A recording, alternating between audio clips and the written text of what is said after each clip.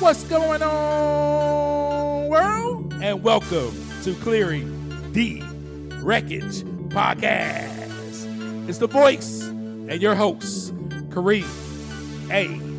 Rashid.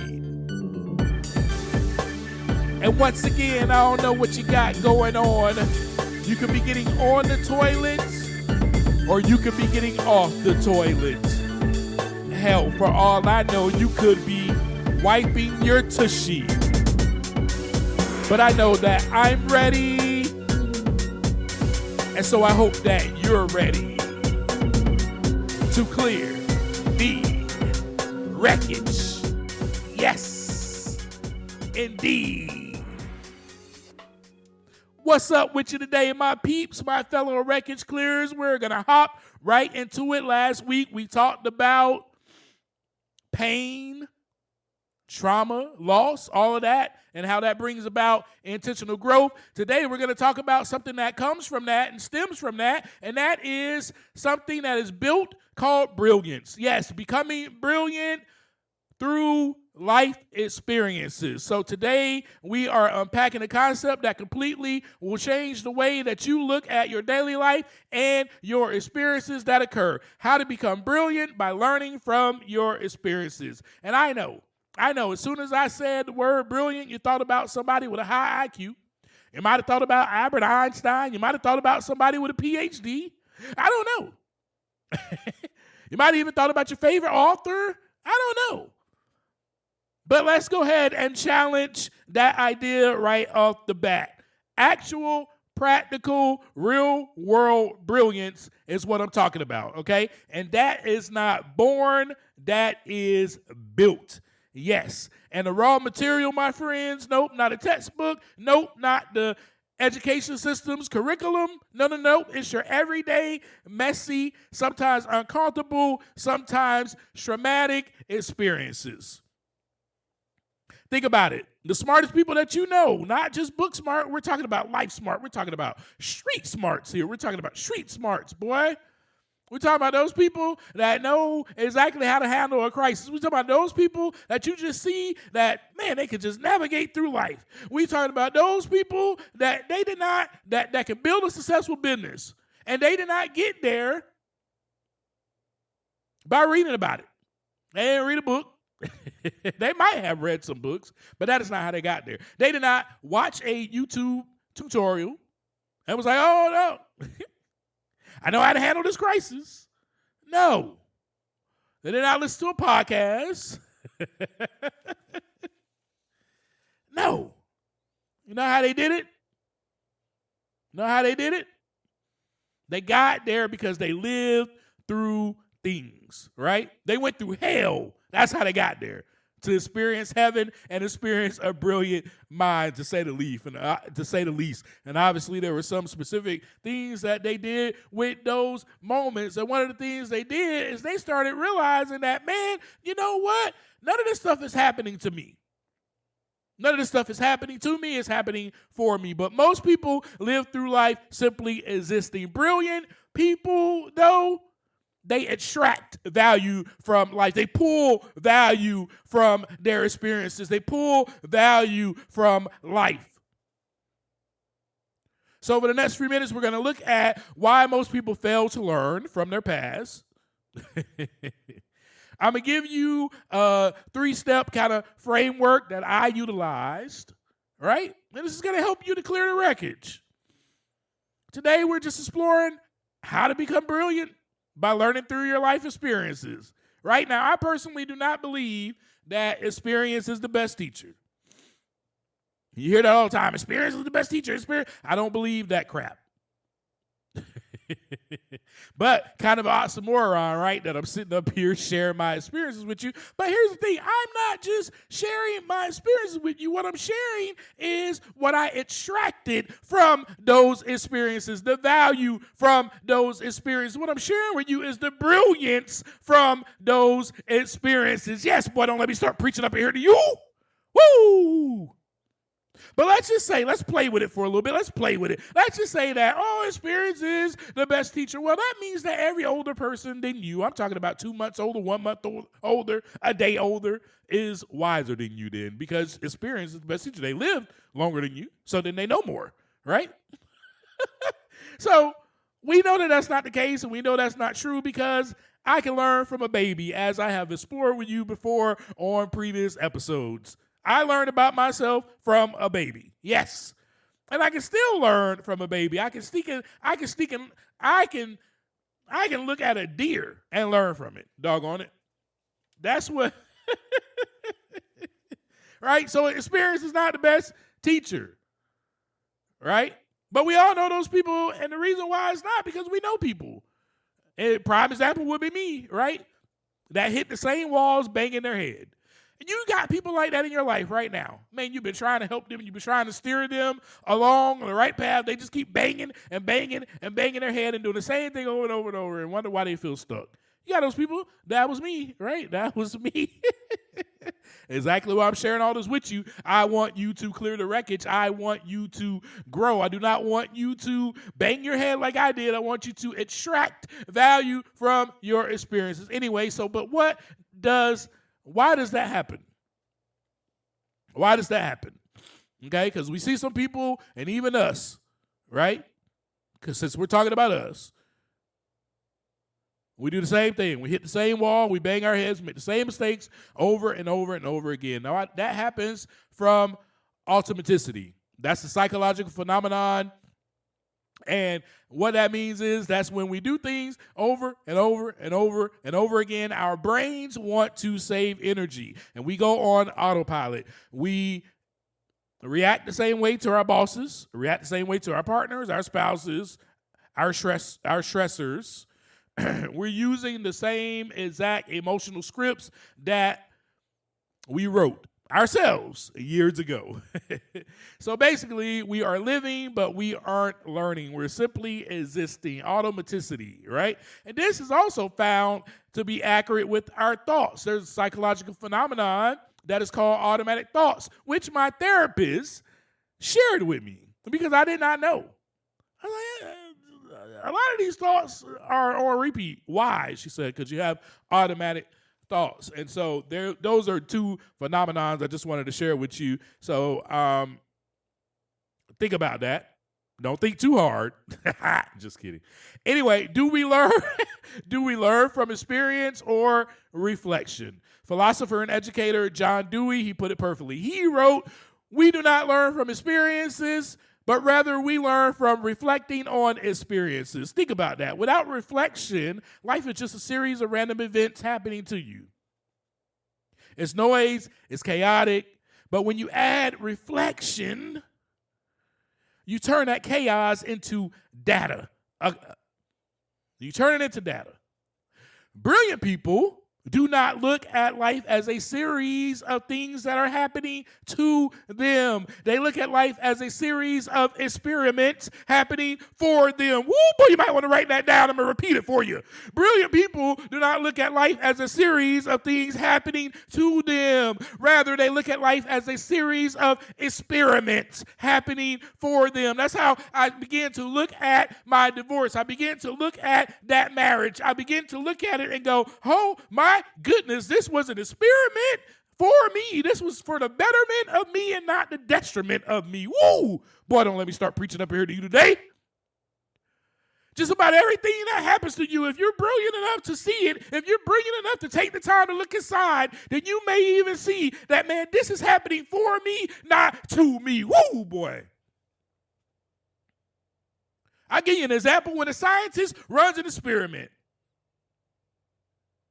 and it fails, they don't sit there and cry and go, oh my gosh, how unfair the universe is. That's not a brilliant mind. A brilliant mind goes, so the scientist goes, well, let me look at this data. What variable actually caused this explosion? They weigh it out, they examine it, they look at it.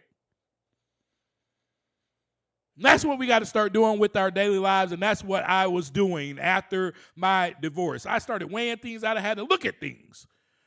Started asking myself questions. What was it that I did that caused my marriage not to work. And you got to do the same thing with every failed relationship, every failed diet, every argument with a friend, a spouse, or a partner, or whatnot. You start asking yourself questions. Because all it is data that is waiting to be decoded. Waiting to be decoded. And that is actually the first step, my friends. Your first step is the what? The what? You're going to ask yourself what actually happened. And as you all know, anyway, I've already shared with you, I think on episode 76 or something like that, about wherever you go, there you are. I mean, I started to ask myself these questions, right? So whenever something significant happens in your life, whether it be a divorce or some traumatic event or a breakup, you need to first say what actually happened. I know this sounds simple, but it actually is kind of difficult because your brain, my brain, everybody else's brain will go off of lies and create some type of narrative and some type of feeling base or interpretive base, some type of perception, right? Instead of the facts. So, for instance, for me, my failed marriage, right? My brain automatically went to, well, my wife hated me. Oh, I'm unworthy of love. Oh, I'm a failure. Oh, well, this was all her fault. I did nothing wrong. Sound familiar? Because most of us do that automatically.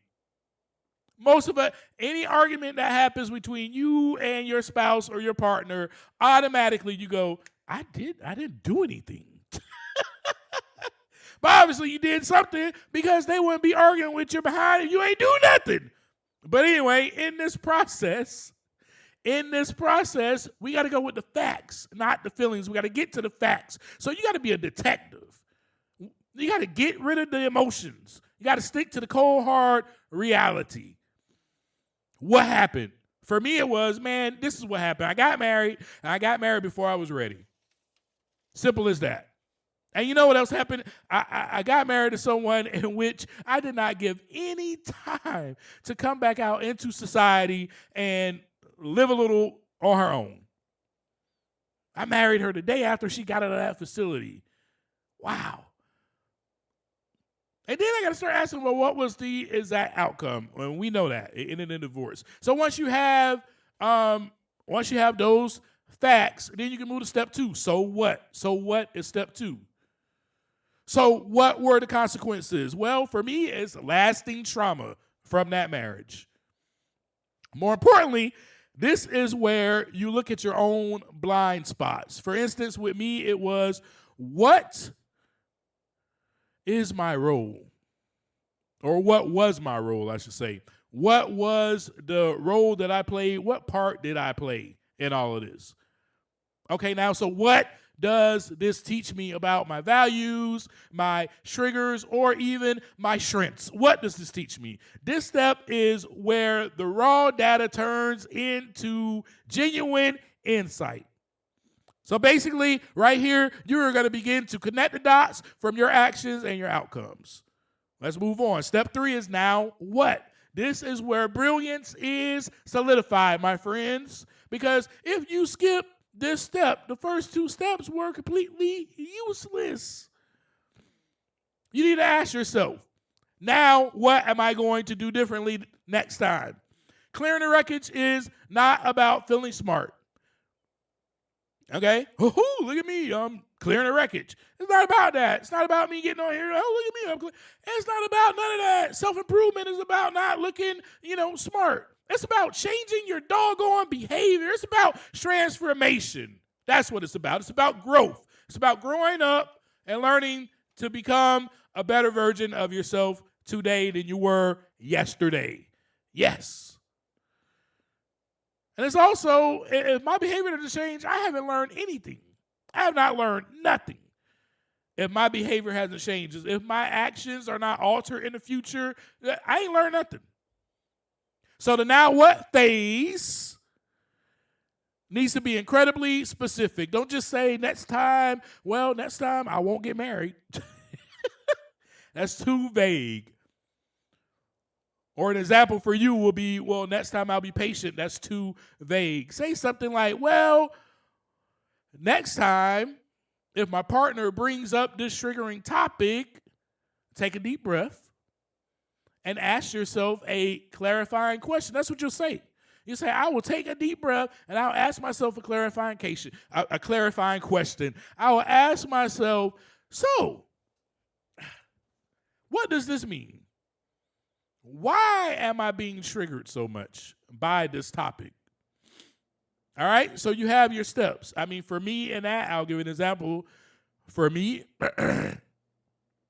it was something like, next time, before I proceed into any relationship, I will be clear about my core values.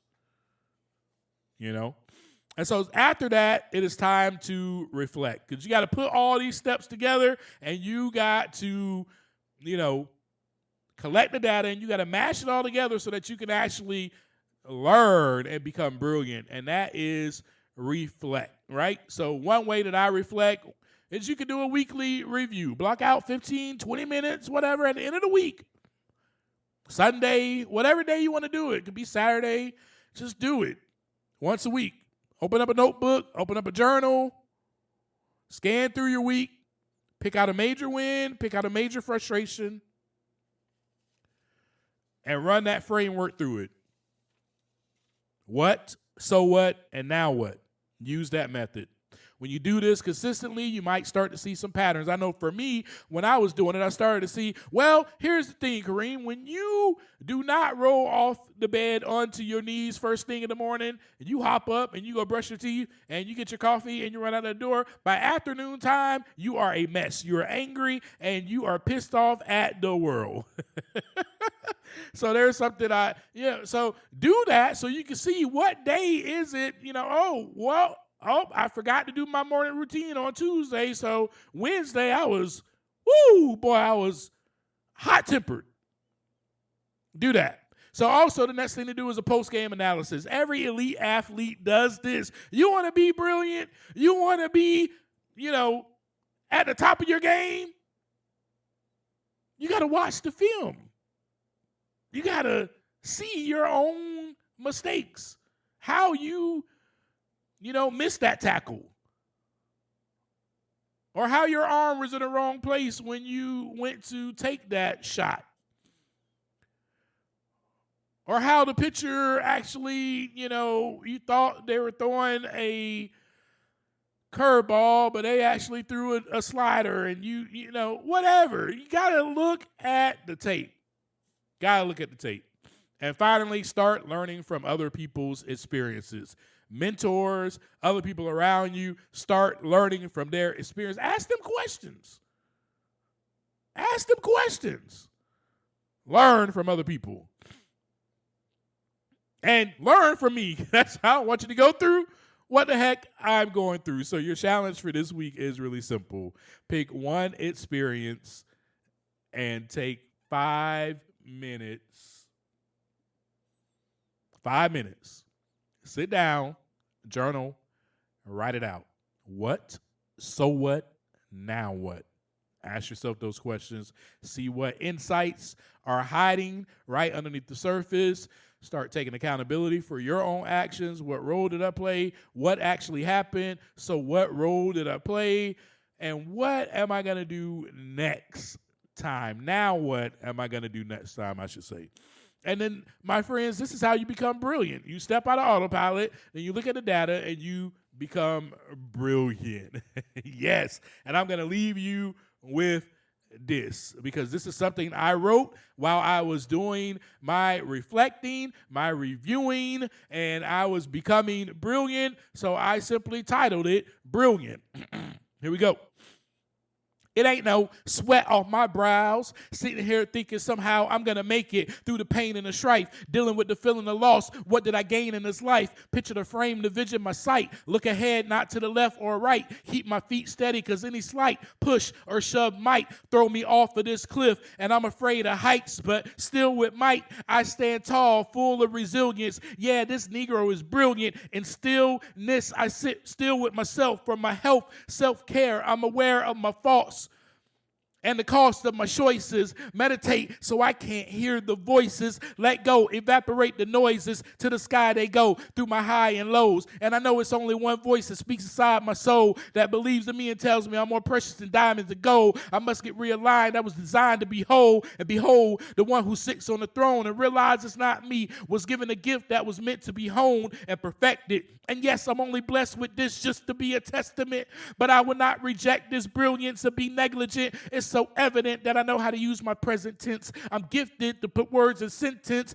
make sure to add verbs in my subject and predicate. I use my adverbs to take action through adverse things that happen, not to be subject, but project myself to rise above disastrous circumstances. My purpose handed to me on purpose. It was planned that God planted a seed when God created this human being, and being is something I'm trying to be and not do too much. Let the lioness hunt. Sit back with the rest of the pride. I'm the lion. I'm lying on the grass, waiting on the kill to eat. Here is lunch. Try to stay on my knees much, not on my feet. Lay down in green pastures and get some peace. My soul is at ease. Rise up, brush off my sleeves. Got to keep my wool clean. I'm just a sheep that must follow the lead of my master. My great shepherd I run after. Math could rhyme up and equal disaster.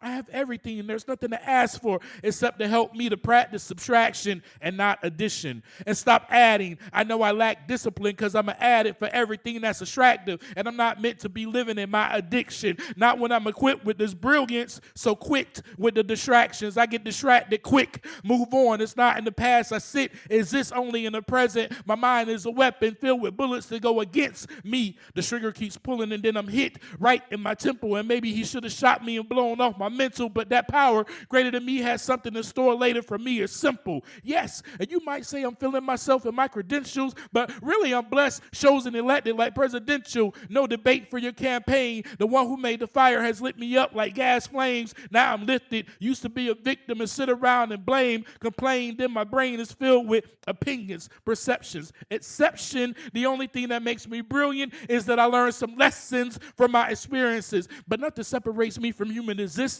No matter the age range or the distance, 6 degrees, feet, or inches, no difference. Listen, you may have been with a company years in, making only enough to feed your children. Maybe your mind is polluted with lies, locked in a prison, or you suffer from depression or from what they call a mental illness, or you just robbed the company in your self-appearance, or you came up with an invention. Now you're rich living off of billions, or you got nowhere to go with no pot to piss in, sleeping under bridges or under a park pavilion, or in a dugout or a baseball diamond, and you live on a private island, and you put in your work, and now you're enjoying retirement. The outside is only tempt and soon to be expiring. No one is exempt from the time and date set they'll be dying. What matters is on the inside. So I don't hide in my masculinity. I surrender my pride and ask for humility. God, grant me the serenity to accept the things that I cannot change, the courage to change the things that I can, and the wisdom to know the difference. I know I want everything in an instant, but that's not how life works. Sometimes you must wait to get it. Sitting still takes a brilliant mind to rest at ease and exist just fine with patience, not racing to attain the goals of mine.